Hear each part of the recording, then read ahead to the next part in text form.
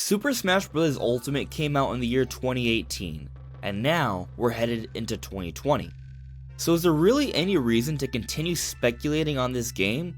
Well, with all the DLC that's on the way, yes, there's plenty of reason to continue talking about this game.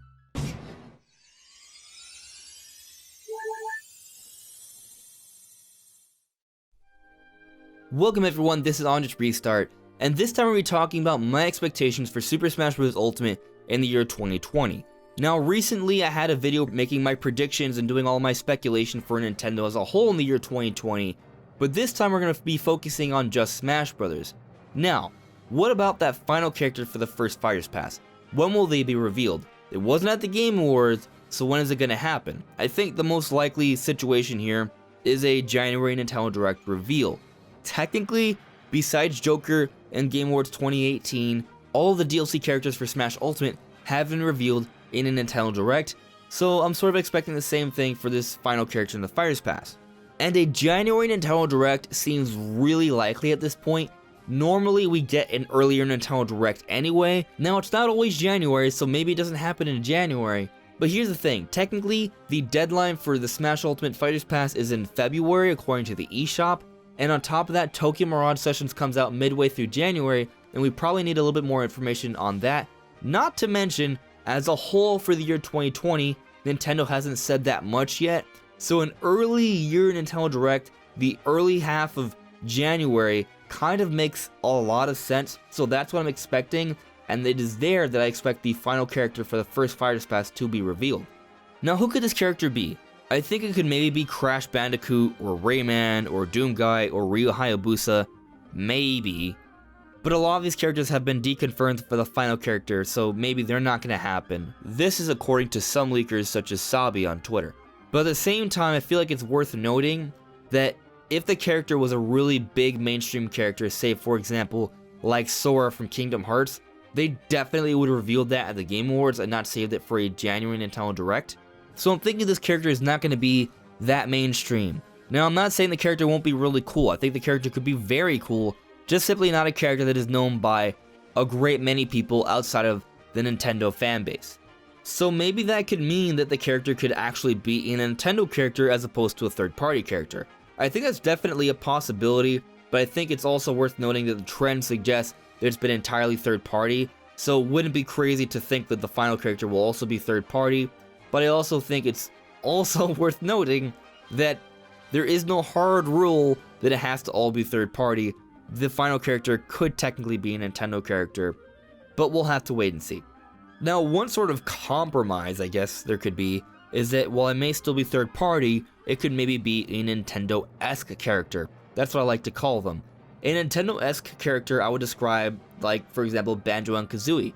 Banjo and Kazooie had a home in Nintendo back in the N64 era. They were made by Rare, which Nintendo had a stake in, so they were Nintendo characters at the time, but now they're owned by Microsoft. So while they definitely hit close to home with Nintendo fans, they're technically third party. So that's what I believe a Nintendo-esque character is, a third party character that hits close to home with Nintendo fans. So what other characters like that are there? Well, one that comes to mind is Geno from Super Mario RPG. Technically owned by Square Enix, but definitely a lot of Nintendo fans would really appreciate Geno's inclusion. I think that would be a great way to end the Fighters Pass, but really at this point I think it's anyone's guess, so we'll just have to wait and see. But when it comes to the second Fighters Pass, or whatever it's going to be called, I do also think this will be announced in the January Nintendo Direct. I think once the final character is revealed, they will also outline the schedule, or at least the sort of payment plan for the second Fighters Pass. I think they will offer up a second Fighters Pass bundle to purchase, pretty much exactly the way they did it for the first Fighters Pass. Maybe it'll be a little bit cheaper because it's going to be a little bit smaller of a pack. That's a possibility, but definitely I think this will be outlined to some degree in a January Nintendo Direct. Now, what kind of characters could the second Fighters Pass have? Is it going to all be third party again? I don't think so personally. I know a lot of leakers would suggest otherwise, but I'll also say a lot of leakers have been getting a lot of things wrong lately. So maybe we shouldn't put too much stock into the leaker community, even though they may very well be right about a lot of things. I personally just think it makes sense to have Nintendo characters for a Nintendo game. That just seems like a really reasonable expectation. So I am expecting a couple Nintendo characters at least to come out for the second Fighters Pass. Maybe Rex and Pyra from Xenoblade Chronicles 2, maybe Sylux from Metroid Prime. Metroid Prime Trilogy HD may very well come out in the year 2020. Nintendo may start to build up the hype cycle leading up to Metroid Prime 4, or that's a year or two down the road, but they will start building that up with maybe a release for Metroid Prime Trilogy, maybe Sylux for Metroid Prime and Smash Bros., maybe a 2D Metroid. Things like that could start happening in the year 2020 or 2021, so it wouldn't shock me if Sylux was added as a second DLC character in the Fighters Pass. A few other first-party characters that I think could maybe make it in could maybe be a Fire Emblem Three Houses character. That game was very popular. As long as it isn't a sword user and the character is very unique to play as, I'll be okay with that. Another possibility for a unique character could maybe be Akira Howard from Astral Chain. Astral Chain was published by Nintendo while it was developed by Platinum Games. It was published by Nintendo, so I would count them as a Nintendo character, and I think they could bring a really unique moveset, and maybe they could be added as a part of the second Fighters Pass.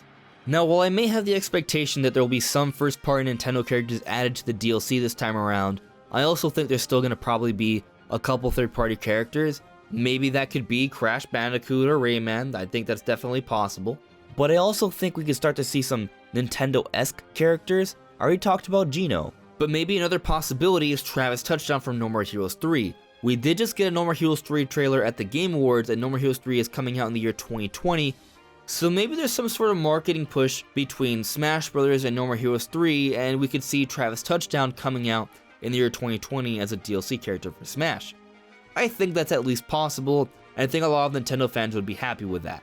Now, another character that comes to mind actually, and this has been spoken about recently by a lot of people, and that's Agnes from Bravely Default. Bravely Default 2 was just announced at the Game Awards as well, and it's coming out in the year 2020.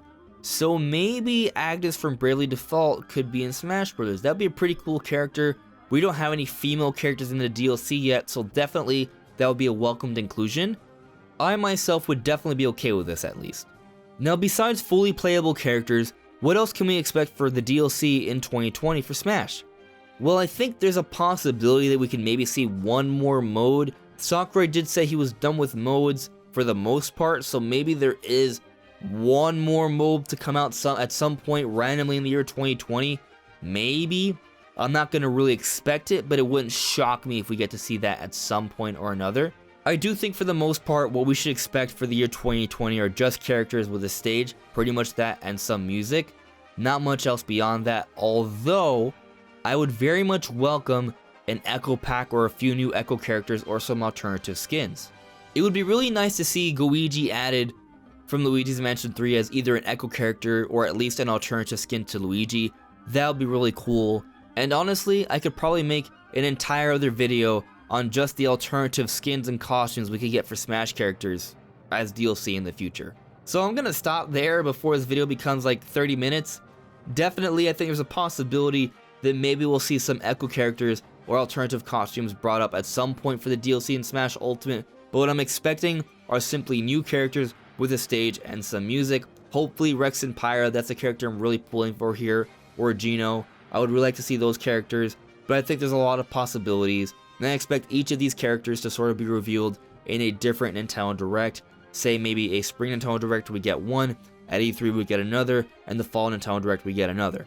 But those are pretty much my expectations for Super Smash Bros. Ultimate's DLC in the year 2020. What do you guys think? What are your guys' thoughts on the DLC for Smash Bros? Let me know in the comments below. Anyways, everyone, this is AndresRestart. Thank you so much for listening and watching, and I'll see you later.